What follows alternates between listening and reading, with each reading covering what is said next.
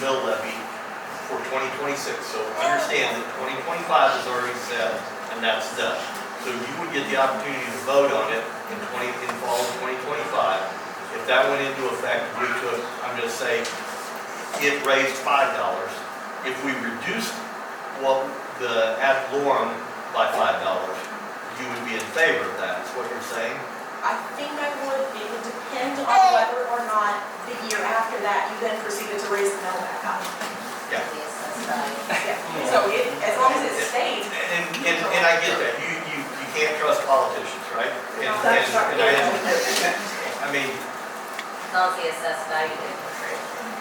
I'm sorry. Your assessed value wouldn't be able to increase either because that would just increase your budget back again. Yeah. And please understand, and you guys that are in business for yourself, you don't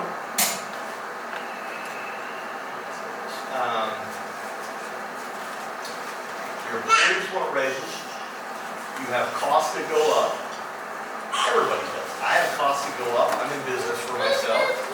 I farm. Bought swaths of this year, used one. It all goes up.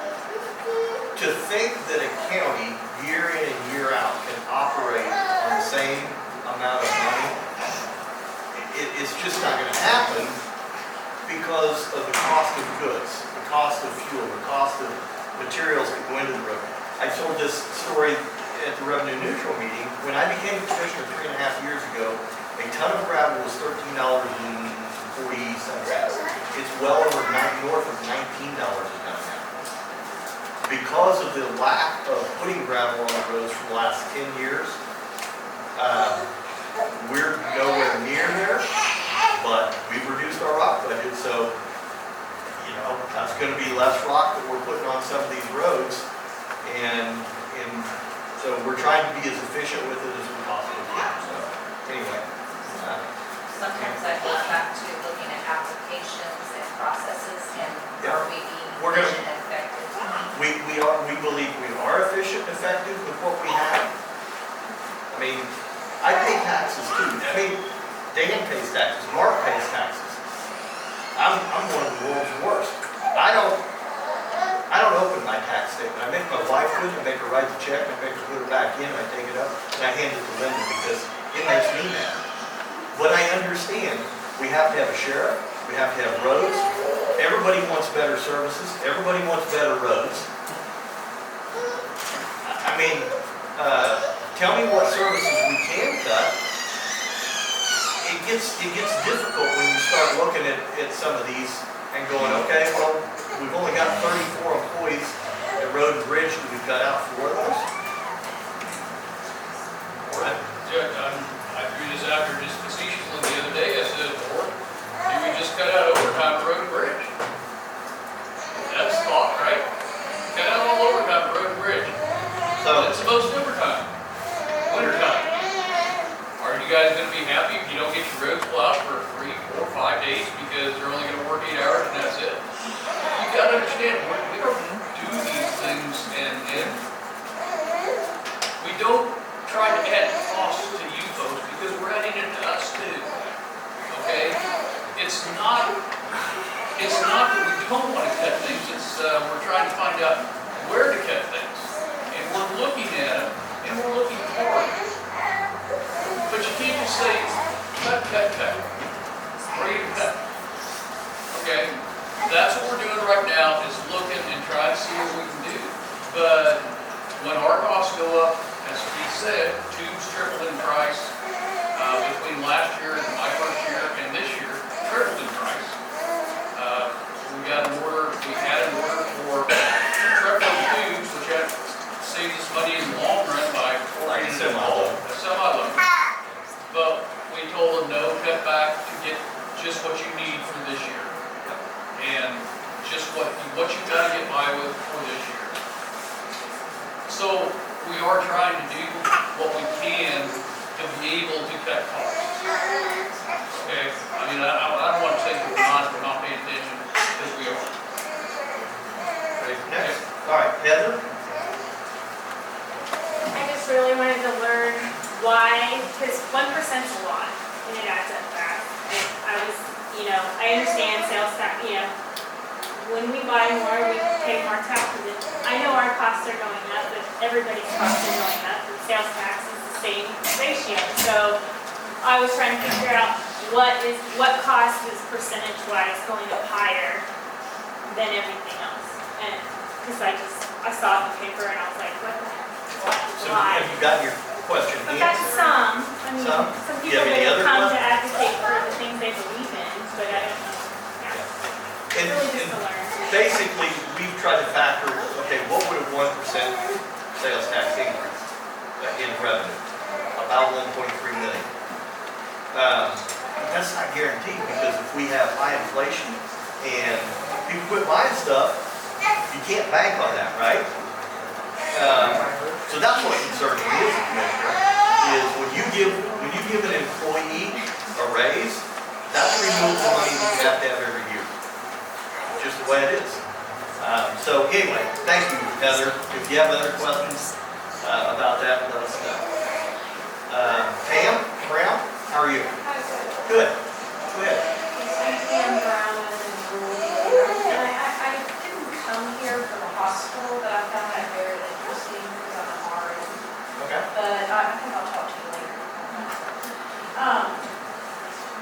Obviously, I'm not an expert at taxes and stuff, but I mean, I'm conservative through. You could not get a more conservative person than me. Have you ever talked about, or has the county ever hired somebody that could do the math of lowering the property taxes so you can raise sales tax? In other words, if there's no, you talked about hiring an economic developer, if people could move into this area, which would bring more taxpayers, more businesses, if they could move into this area knowing after they bought their property, they would never have to pay property tax again. This is all hypothetical. Sure. I mean, that would be a big draw for people to move into Jackson County. Like, I buy my house, maybe pay a certain amount of sales tax on the house, but I'll never have property tax again. And I think Texas and Louisiana are both like that in their state taxes. But obviously that will make the sales tax go up. But the fair thing about the sales tax, if you don't buy it, you don't have to pay tax. So if you don't want to pay the tax, don't buy it. And, no sales tax on food and water. But I'm just throwing that out there, because if I was an elected official, maybe it's not even doable. But I think we'd have trouble with the 6.5% portion, because that's state of Kansas. Okay. They would- See, like I said, I don't know. Yeah, they would have something to say about Like, that. how much is the county portion? 1.4%. And then the city of Bolton has a 0.75 that goes to the city of Bolton. And we do, there's a portion of that 1% that's shared with the cities. We have incorporated Betas, Points, Gillies, the incorporated 9. I mean, Gilly, Dennison. even if, everybody's having to pay a portion of property tax, I don't know how they're going to go up to the state, but there's no county tax when you buy a home or business here, that might draw more people and businesses to come here. I'm just throwing that out there. Okay, thank you, I appreciate your comment. There's one thing that was talked about earlier, I want you all to know, and I don't know the exact formula how it works, but the state of Kansas has mandates that our appraiser has to follow. She has guidelines she has to be within. If she says a house is worth $100,000 and the state says you're too low, we have to raise that up parameters. And she could answer those questions a lot better, but we have guidelines. The state says this is how you can do it. So that's what we're also strapped with here. When it comes to valuation. Valuations. Yeah, valuation. Okay. Valuations. All right, I'll go with this one. Okay. Gene? We have Gene? We have a... Austin, AUS, AUTON? Sorry, I can't read the writing. My name.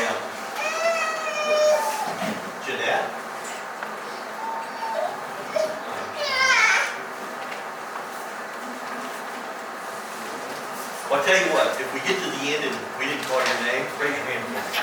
Okay? Only go that way, I don't do that. Maybe Janelle? Nope, we'll get to the end and, all right, Dan? You want to speak? All my friends, the bad news is taxes are never going to go down in this county. And that's a fact. Because as the Prairie Band Potawatomi tribe continues to buy land and take it off the tax rolls, that money has to be made up someplace. And that's you and me. Unfortunately, there's not anything the commission can do about that. Their hands are tied by federal law. Not only is what was originally tribal not taxed, anytime they buy a piece of land, they put it into trust, and that's not taxed. So, addressing the sales tax, yes, I'm all for it. It at least gets some tribal money, because they buy things, so they're going to pay the sales tax. Okay? It also is all over the county. Because it is, I urge you to consider something for the hospital. I was on the board myself, and I know they could use the help.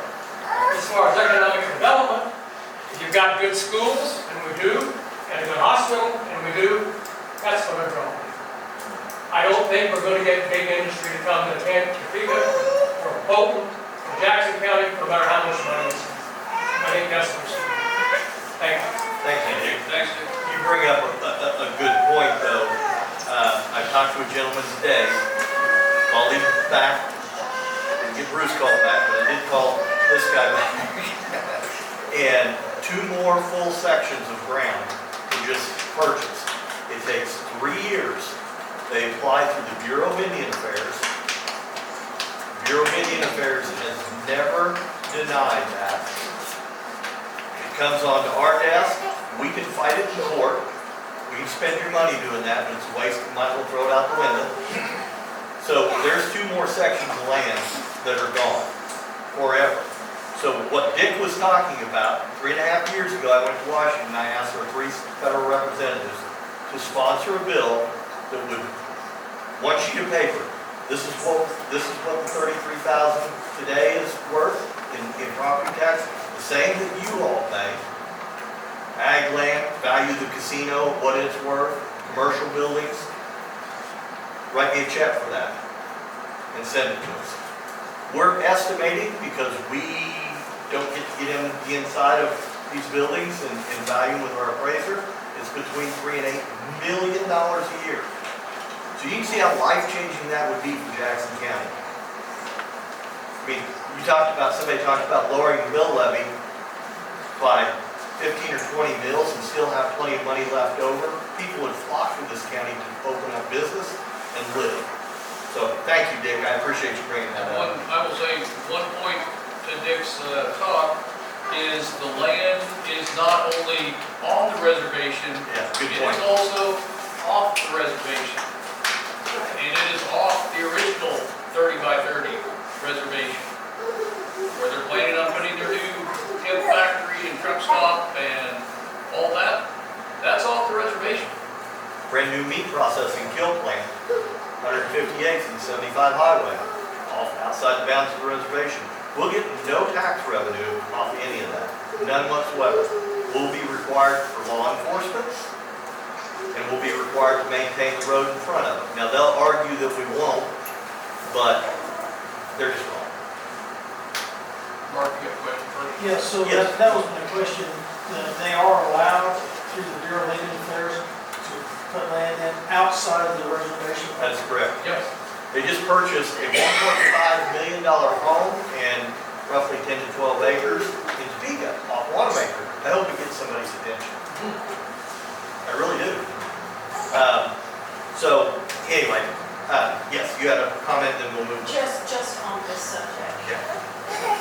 Why does the county have to go in there and fix their roads? Like, why do we do anything on the reservation? Exactly. So They're our roads because we set them up in the, quote me, turn of the century sometime. We went in and set up the boundaries of the roads, and Dick could probably speak. Well, there's dual citizenship. Yeah, and They're then citizens of Jackson County. we allowed them, when they had funding, because of the casino, we allowed them to go in and pave roads, because we can't afford to pave roads. So we said, okay, we'll sign off. That's what the previous commissioners did, not us, but years ago, 25, whatever years ago. So they started paving roads, and they said, we now have our own road and bridge department, so we'll take care of some of the roads. We don't take care of all of them, but we still have full authority for law enforcement over the entire county, which means reservation. So every time the casino calls and says, we got a problem out here, Tim's people respond, those people come in, we have to run them through our court services up here. We have to provide a public defender, so it just snowballs. This statement, I want you to really listen and understand. This has nothing to do with the tribe or its tribal members. This was created by the federal government. I have no problem with anybody on the reservation. They're doing what they legally are allowed to do. My fight is with the federal government. And that's very important because I've been accused of going that it was with the tribe. It has nothing to do with it. It will benefit tribal members because a lot of their tribal members still own private property. Hundreds of acres. So it will benefit them. So I just want to make that clear. So if there's dual citizenship, then they're not equally as like willing or want to participate in, I mean, is there not a way to get them to help take care of that portion that they own and do and serve, and, do you see what I'm asking? On the roads? Yeah, like on the road, or, I mean, and the fact that we support them. Outside the bounds of the reservation, Well, I mean, you said we go on the reservation and support their legal system, like we help with that, with law our enforcement, law the, enforcement? Katrina, we don't support their legal system. Well, It's our legal system that is supporting them. that's what I'm asking. Yes, yeah. We are out there, but so because it's, I heard him say dual citizenship, I'm trying to understand that. At what point do they, as dual citizenship, are responsible for some of that as well, since they they do, don't they pay take care of tax? some of the roads on the reservation. But I know So that, they are not allowed by the state of Kansas to have criminal court for non-natives. They have criminal court for Native Americans, but not native. So if Dan goes out there and gets in trouble, shoots somebody, it's gotta come through. so you're saying it's non-native people Well, that are the getting answer trouble out is, there that are coming here? that was in the treaties. The federal government gave them that right. Yes. Right. Jackson County did. Yeah, I'm just trying to understand, you know. The Kansas Act, so the Kansas Act in 1940 was when the federal government said, okay, Kansas, you have full authority over the entire state of Kansas for law enforcement, including reservations. Does that help? Well, now that they have their own, it's kind of confusing because Yeah. they have this and then they get us too, and then they have this and they get us too. And I'm not an expert So I in just try to- that field, so we are getting off the subject just a little bit. I'll come back to you. It kind of helps, but it's on this subject is all, but go ahead. Okay. Does Jackson County pay a lobbyist to help us with this in DC Yes. to get this? Yes. And how long have we been doing that, and have we seen any progress? Yes, so that's a great question. Thank you for asking.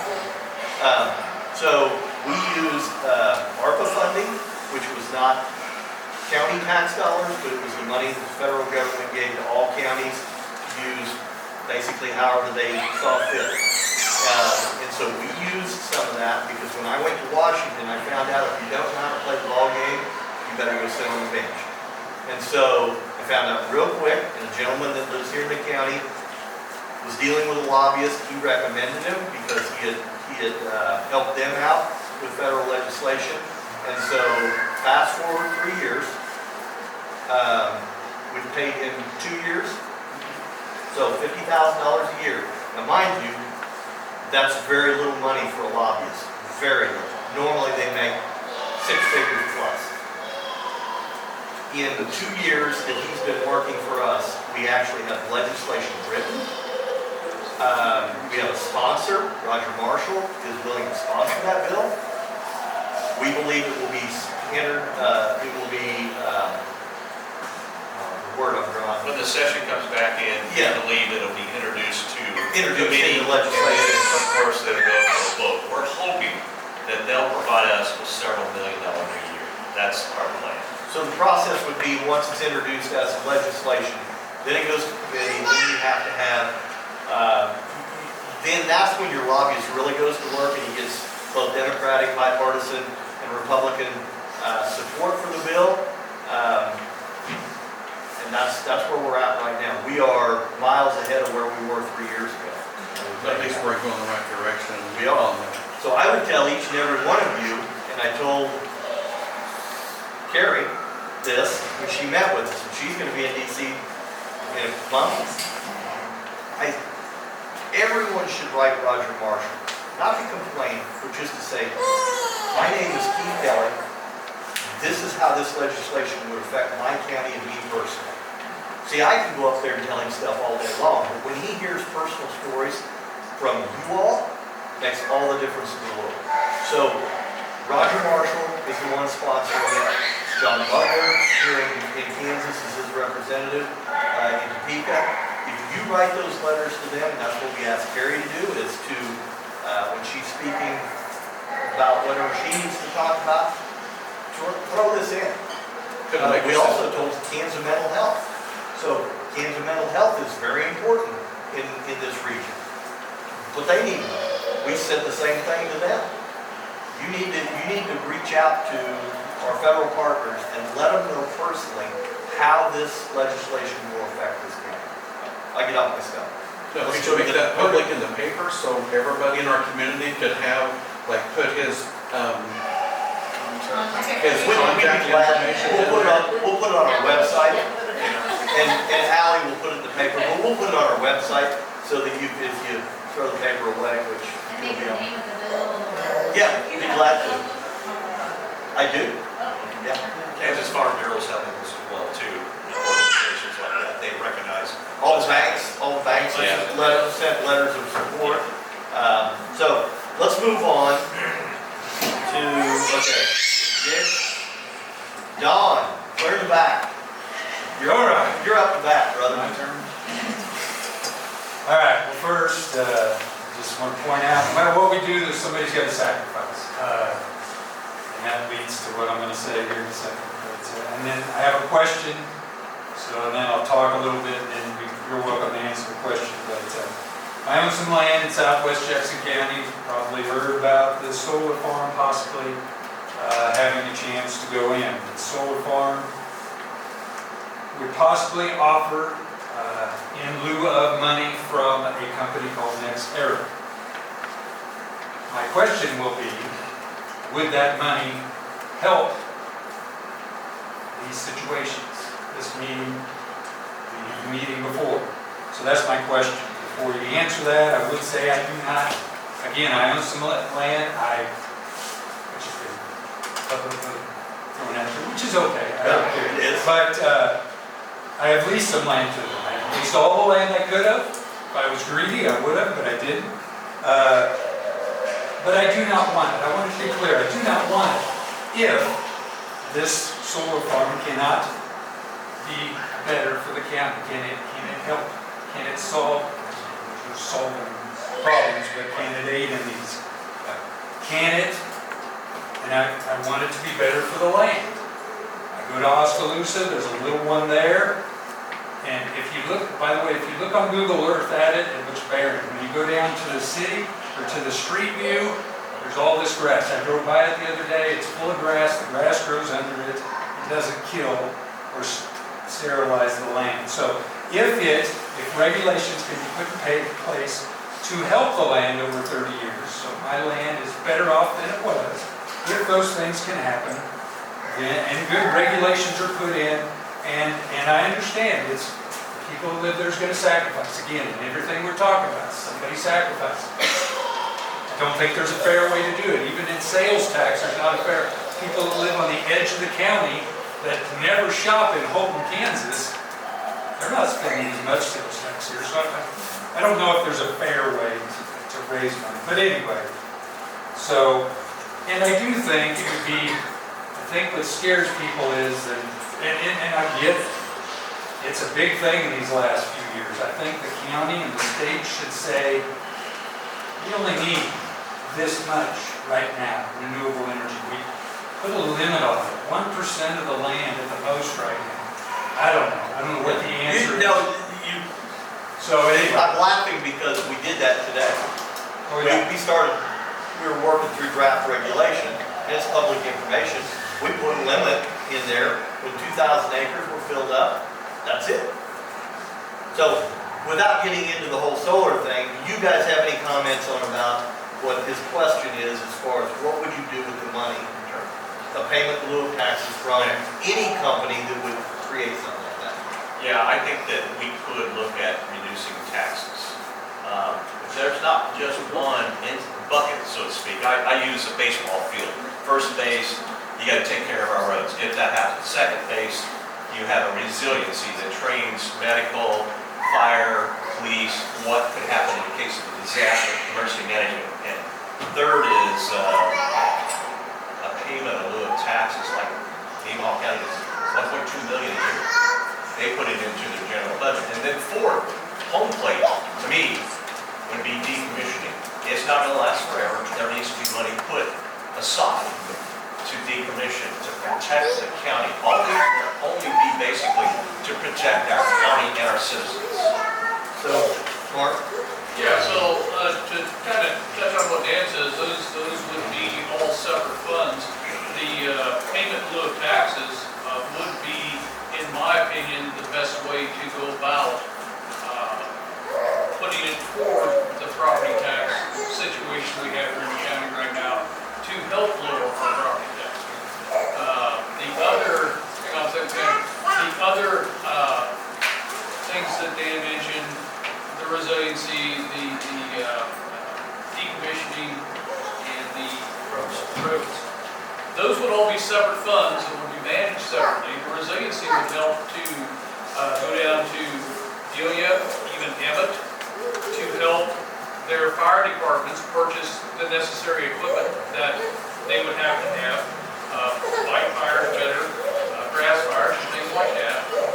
But the main portion of the payment in lieu of taxes would, in my opinion, I don't speak for these guys, would go to lower property taxes. So, and I agree with what Mark said. And Katrina, I think you asked about putting it in writing. I would be willing to put in writing that we would use take a percentage of whatever that payment in lieu of taxes is in order to apply it directly to the mill levy. So if the mill levy is, we'll say 12, and we can knock 4 mills off that and still have a little money left over to do some extra stuff like put more gravel on, I would be willing to do that. I see it as an opportunity, but at the end of the day, I really don't care whether we have solar here or not. That's my personal opinion. But my job as a county commissioner when I was elected is to write regulation to protect the people in this county and to protect the county and get a payment in lieu of taxes if this ends up happening. So I said this the other day that, you know, we got accused of, I know we're getting off sales tax, but I'll just say it, we've been accused many times of writing regulations for a certain entity, and I flat said, no, we are not. We are writing regulations to protect the county. If it brings the county some money, so be it. But it's not our job to write these regulations for any one entity. We are writing the regulations for the county, protect the county, protect the citizens. If XYZ down in Florida wants to come in, if they can fit their business plan into our regulation,